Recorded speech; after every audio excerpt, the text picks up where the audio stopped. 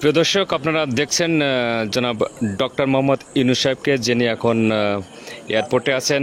Paris থেকে তিনি দেশের উদ্দেশ্যে রওনা দিয়েছেন, হাসি মুখে রওনা দিয়েছেন। আর আপনারা ভালো করেই জানেন, আজ বাংলাদেশ সেনাপ্রধান উনি বিবৃতি দিয়েছেন যে আগামীকাল হয়তো রাত 8টা নাগাদ তিনি বাংলাদেশের অন্তর্বর্তীকালীন সরকারের প্রধান হিসেবে তিনি শপথ গ্রহণ করবেন।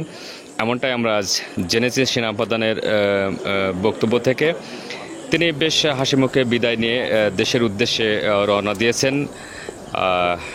কাল বিকাল নাগাদ শপথ গ্রহণের কথা আসলেও সেনাপ্রধান জানিয়েছেন যে হয়তো তিনি হয়তো 2টা 2:30টার দিকে দেশে পৌঁছাবেন এবং সেই সময় হয়তো এটা খুব হার্ড হয়ে যাবে তার জন্য, যে কারণে একটু বিশ্রামের পর রাত 8টা নাগাদ হয়তো শপথ গ্রহণের অনুষ্ঠানটা বাংলাদেশে অনুষ্ঠিত হবে।